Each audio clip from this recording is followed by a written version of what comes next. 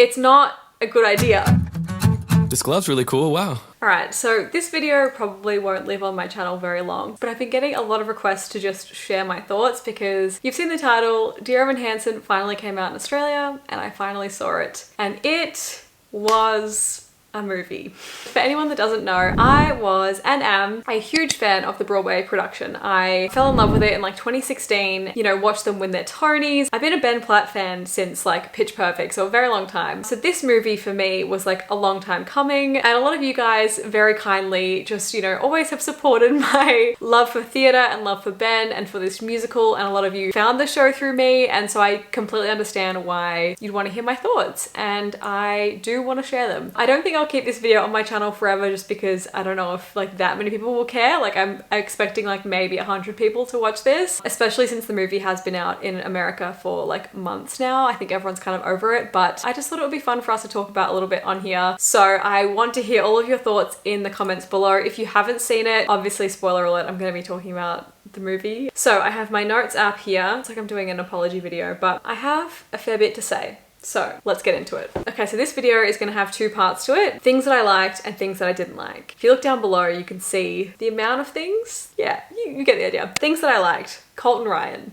I've had a big fat crush on Colton since like 2017, I think. He just has such a phenomenal voice and very much Jeremy Jordan energy. If you know, you know. And I thought he was phenomenal in this film. I thought he was very grounding, and he's a big part of the reason that Sincerely Me was like one of my favorite songs. I love that he did like the whoa or whatever that was. I just felt it was very teenager and like campy and silly, which you need in a show like this. This show is like a dark comedy, at least it was supposed to be. And so for him to have moments like that, fully staring into the audience's eyes and singing those songs, obviously it is like a made up flashback, but I just think it was the most fun and energetic part of the movie. And I think a lot of the other songs lacked energy, and I'm not saying they need to be like upbeat, high tempo songs like that, but it just felt very alive and fun to watch, whereas the rest of it didn't. Also, this one kid was genuinely the highlight of the movie for me.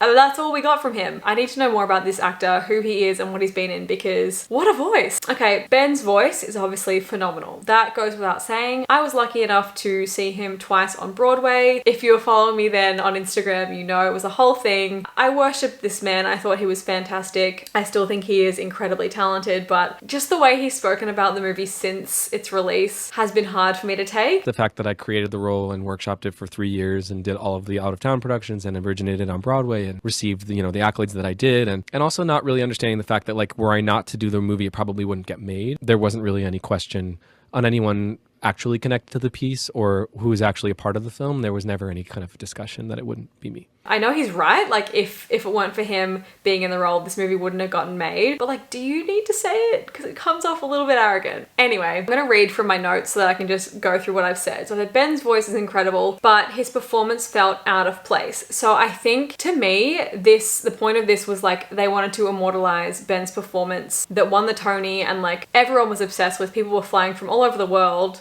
to see it because he was so good in the role, and they wanted to immortalize that so that everyone else could watch it, which is great, but I think it should have been a pro shot. They should have done what Hamilton did and what Come From Away did rather than making it a movie, or if they did make it a movie, it shouldn't have been Ben. And I say that as like the biggest Ben Platt stan that you know. I think Ben's performance to me felt out of place, not because it was bad, because it was not by any means. It was phenomenal, but it felt like a Broadway show performance rather than a movie performance. I think he was doing the same very dramatic acting that you need to do on Broadway, where you need to like over exaggerate everything so that people at the back can see it, whereas on camera on a close-up you want to be a little bit more subtle. And I think everyone else's subtleties meant his performance felt really dramatic, and everyone else was kind of like, I think this is most evident in the scene where Alana and Evan first speak in the hallway. In the production, this is like a really funny moment because it's kind of exemplifying his awkwardness, and like he's laughing about it, she's laughing about it. The audience is laughing. That's very important. That's your name?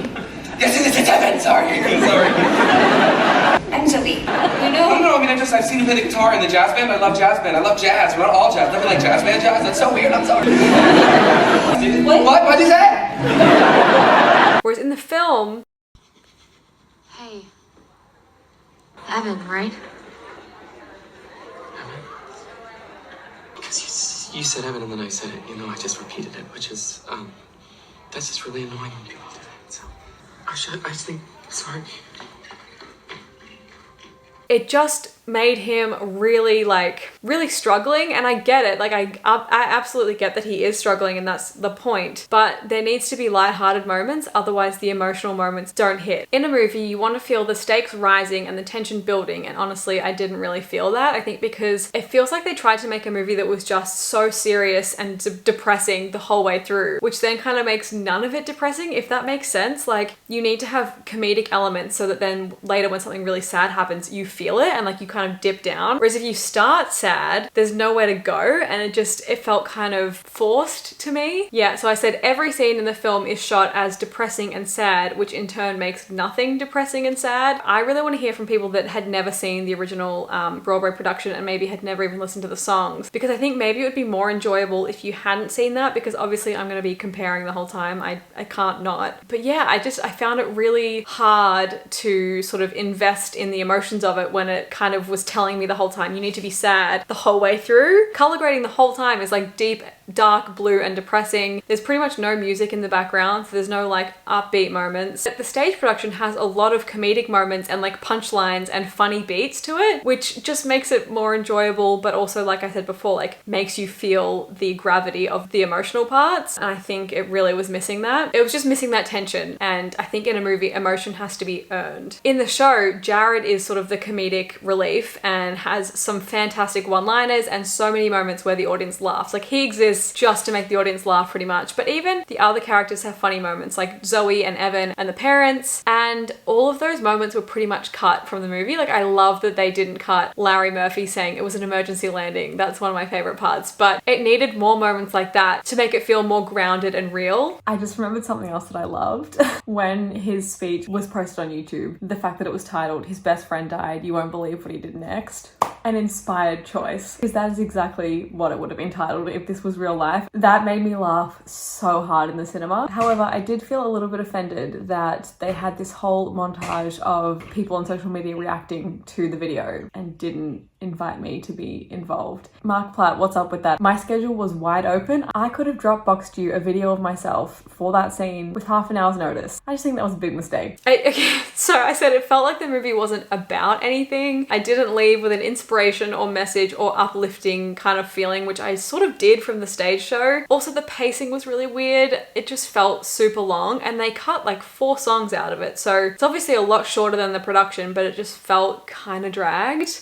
Something was definitely up with the sound design, and I'm no professional, so I can't identify what it was, but it just was off. Like, obviously they were singing live, which I think is an amazing thing to do, and I'm very impressed by everyone for doing that, but I don't need them to do that. If I compare it to every other movie musical that I love, like Hairspray or The Sound of Music, they're not singing live and it sounds amazing. Again, this is why I think they were trying to sort of emulate the stage show in a movie, but it's like, if you're gonna emulate the stage show, just do a pro shot. I don't need to hear them singing live because I could barely hear them. They had the like the instrumental track so loud and the vocals so low that you can't hear what amazing singers they are, especially Ben. Like, everyone knows he is an incredible talent, but it was like muted. Also, the fact that, like I said, there was no songs playing in the background, so it would be silent and then songs would just come out of nowhere, whereas a score in a movie, like a musical, like the ambience, all of that, it's really important for setting scenes and setting the tone and taking you on that emotional journey, whereas without it, it feels just like really weird.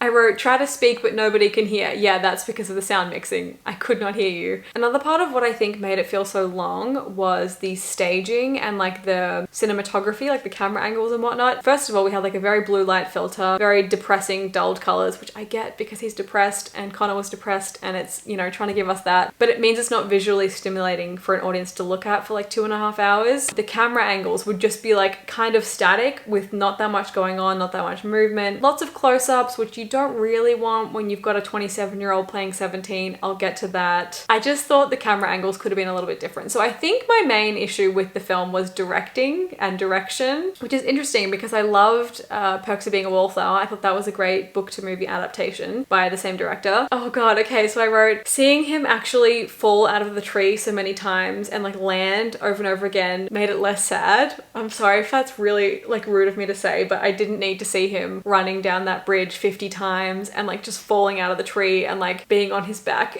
I think it would have been sadder if the audience had not seen that. Like in the stage show, we don't see that, and so we imagine it, and it's a lot more sad to imagine it, whereas seeing it felt comical. I might be evil for saying that, I'm so sorry. But yeah, I just didn't need to see it like that. Also, him weirdly like running away in that way that he did from the handshake, I can't unsee it, and it just made me like, it just really took me out of the moment and made me unsympathetic to Evan, whereas in the stage show, I feel like we really are a lot more drawn into his subtleties and his anxieties that are a lot more inward rather than that. Okay, so the scene where he's sitting on the bleachers at the school dance watching Zoe and her friends, I'm like, this is just literally Perks of Being a Wallflower. Like, they've just taken the scene and put Ben Platt's face on Logan Lerman's body, and that's like Emma Watson and Ezra Miller dancing in the middle. Like, I felt it was very weird for the director of both movies to put that in there. It just felt very much like a replica of that scene. Let's just talk about the age thing real quick. So I fell in love with Ben in 2012 where he was playing a college student. It's now almost a decade later and he's playing younger than that, so a high school student. So I think it's hard because audiences know him as like a college or older kind of person, whereas maybe some of the other actors can still pass as high school. I think they did themselves a disservice by casting what looked like very young extras. Like if they had extras that looked like the Riverdale cast where they all look like they're in their mid-20s, it would have been fine. But the extras and the supporting cast do look quite young, which doesn't really help Ben. That said, we've recently had Ariana Grande, who's the same age as Ben, and Cynthia Erivo, who is in her 30s, cast in the Wicked movie where they're also in college. No one said anything about their ages, but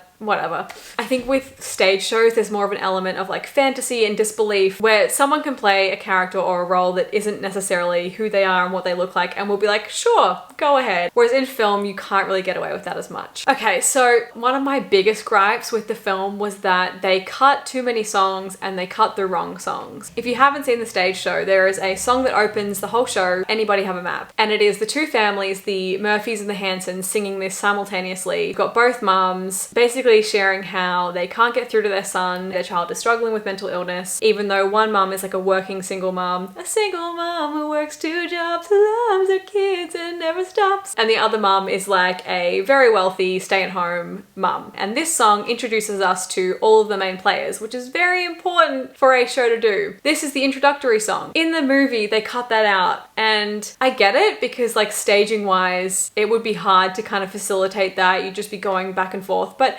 again, if it's a movie musical, we suspend disbelief. We want to see them like singing as they go about their morning routine. Like, I don't care if they're singing. They're already singing in this movie, so you might as well just go with it. So the fact that Waving Through a Window is the first song we hear, it's not a good idea. I know everyone loves that song and it's like the most popular song from the movie, but you can't just go right into the I Want song. A character has an I Want song which teaches you like what is their journey in this production or this movie, what are we here for, but you need that establishing song first. You can't skip Good Morning Baltimore. You can't skip How Do You Solve a Problem Like Maria, because it sets up who they are, and you need to like know about the people and care about the people before they start telling us this is what I want and this is how I feel. It's like, okay, but who are you? Like, what am I doing here? Also, I think if they'd left Anybody Have a Map in the film, it would have set the tone in a better way and not had just like 5 depressing songs in a row. I get that it's a depressing subject matter, but you need to have like highs and lows, the highs and lows of high school football. You need to have like an emotional journey, like some upbeat numbers to keep people energized and interested. I said by cutting the up-tempo songs, it just makes the story feel a bit dragged and it lessens the emotional gravity of what is meant to be a sucker punch. It's not a sucker punch if you just like had your hand in my stomach the whole time. You need to like reel it back, give me some high tempo numbers and then get me, you know? The other song that they absolutely should not have cut is Good For You. Am I biased because it's my favorite song from the show? Yes, but it is also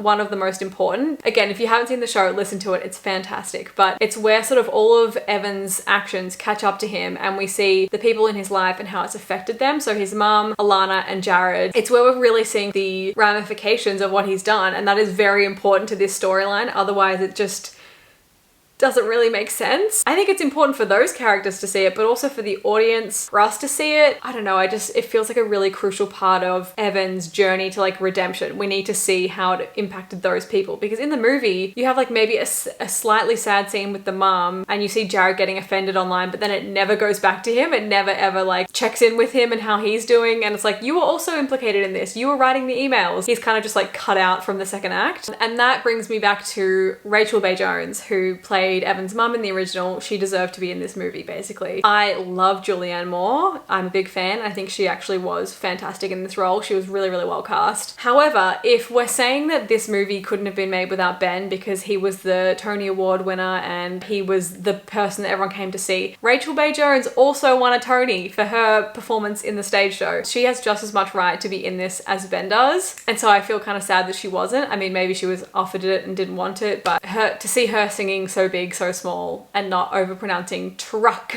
I would have loved that. I really did like Amanda Stenberg's portrayal of Alana in this film. I think they were one of the better additions to the film. Their performance was very grounded to me. It felt the most realistic and like just natural. I felt like they were a very natural actor and character, but it was very different to the character in the stage show. So in the stage show, Alana is almost manipulative, or not manipulative, but like opportunistic, I guess, and very much pushes Evan to keep doing those things so that she can benefit from it. We see a bit of that in the movie when Alana like publishes the suicide note, but in the production she's almost as implicated as Jared in the whole thing, which does change the tone of who is involved and who should we be feeling bad for and who are we blaming, because in the movie we only really end up blaming Evan. The Anonymous Ones, the song, it was fine. It was a fine song. I don't hate it. I just don't know if it's necessary, because they cut Disappear to put that song in, and I don't know if it did anything that Disappear wouldn't have done. I think Disappear is a great song and I loved having Connor sing on it and would have loved to have seen Colton singing on that again. But again, it's a more up-tempo song, which is very important to a slow kind of sad movie like this. I get maybe it's too similar to You Will Be Found, but I think it's a really important song. Even if you're somebody who can't escape the feeling that the world's passed you by, you still matter. No one deserves to fade away, to fade away. I feel like they wrote the Anonymous Ones with the intention of it being this really inspirational, hard-hitting song. They were probably like, oh my god, all of the little emo, anxious, depressed kids are gonna hear these words and feel seen, and this is gonna be their MySpace song and they're gonna love this. Like, I think that's how they felt putting that in the movie. That's just how it came off to me. A little bit forced maybe. It was okay. It was just okay. One thing I've been seeing a lot of is that people are saying Evan doesn't suffer enough, or he needs to sort of pay for what he's done. I understand, but I'm also like, when you say you want him to suffer more, I don't really know what else they could do to him. He didn't get to go straight off to college. His dad still doesn't want him. He didn't get the girl. He didn't make any friends. He didn't get to keep like any love from that other family or popularity from school. He has not gained anything from this experience at all now. He already started at rock bottom at the beginning of the movie, so he couldn't really go any further down. He's lost all of it. He's back down at the bottom. Now a lot worse because he obviously has a lot of guilt around what happened. The guy tried to kill himself. I don't know. I just feel like he doesn't need to really suffer anymore. I think it's okay. I also was seeing some people say that the movie like demonizes healthcare workers because of the way Evan treats his mum.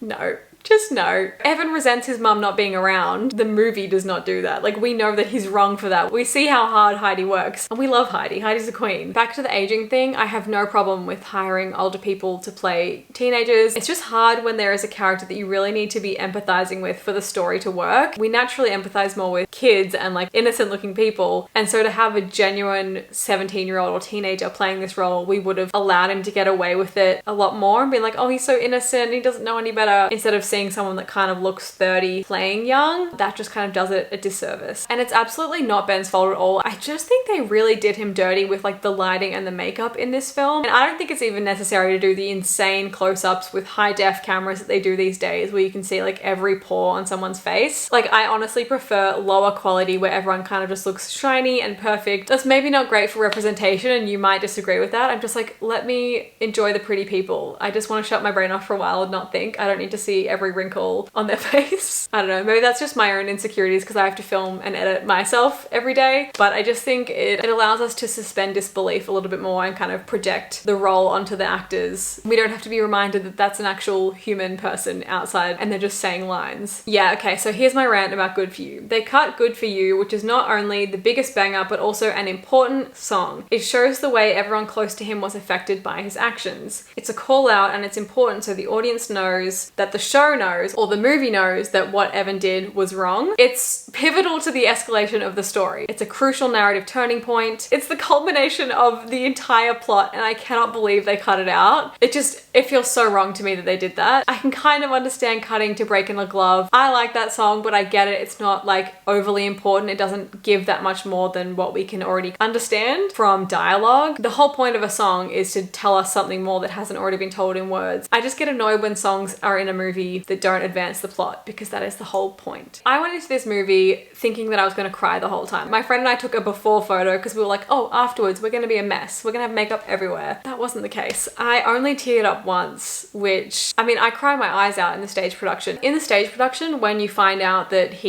Evan tried to unalive himself, there is a gasp through the audience and I cry and it's this like very poignant moment. And I think the way that it's revealed in the stage show, which is there's a big fight going on, it's like culminating, the energy is rising, and then Connor says to Evan, which is basically his conscience, did you fall, Evan, or did you let go? And that's when you realize that it was on purpose. Whereas in the movie, I don't know, it just didn't hold the same weight to me. And again, if anyone hasn't seen the stage show, let me know if that like did actually hit really hard and was a good moment in the film for you. So the one moment in the movie that I did cry is a moment that I always cry at in the stage show as well. And it's when Larry finally breaks down. I think because for his character, it goes on a journey. Like you see him as kind of holding it together and seemingly being unaffected. And so then when he finally does break down, it's agony. It's like, oh my God, he's really hurting. And that was kind of my whole main problem with the film. The fact that it's like telling us from the beginning, it's really anxious and really sad and really emotional, means that I can't get there on my own and then I can't really experience that emotion. So it just felt like a tone issue, I guess, to me. And again, I don't know if I'm just comparing it too much to the stage show, but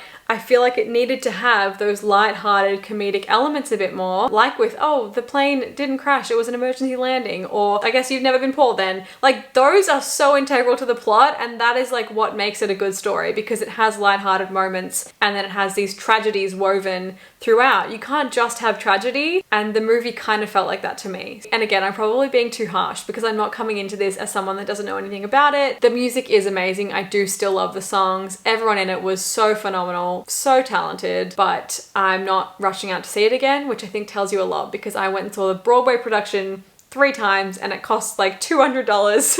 So yeah. But I would love to hear from you guys. I would especially love to hear like if you loved it and if you really enjoyed it, because I am very easily influenced and maybe you can win me over to enjoying it more. So please let me know in the comments what you thought of it, what you loved, what you hated, what you would change, anything at all. I just think I'm comparing it too much to like my other favorite movie musical adaptations. Like to me, Hairspray is the perfect movie musical, and like I love the stage show, but the movie is incredible. This just didn't do that for me. I still love the stage show. It hasn't touched that. It can't ever take away my joy and my love and appreciation for the musical itself. It's just not my favorite adaptation. That's okay. It's very interesting also because the friend that I saw it with, I thought she was being fully emotionally moved the whole time, like crying and loving it. And then afterwards she turned to me and was like, so that was kind of bad, right? And I was like, yes, and I'm so glad you thought so too. I'm so glad I'm not alone. But then I've had 2 other friends that saw it and loved it, but neither of those had seen the stage show, and Ashley, who went with me, had. So I think that might be like definitely a determining factor in what people think of it. So yeah, please let me know what you think. I just wanted to get this out there and blurt out all my thoughts because I had some messages asking me to. For those of you that have been around my channel or my Tumblr and my Instagram for a long time, you know this was like a big part of my life. So it feels nice to be chatting about it with you all. So I guess that is everything, and I'll see you guys in the comments. Give this video a thumbs up if you enjoyed it, subscribe down below, and I'll see you next time. Bye.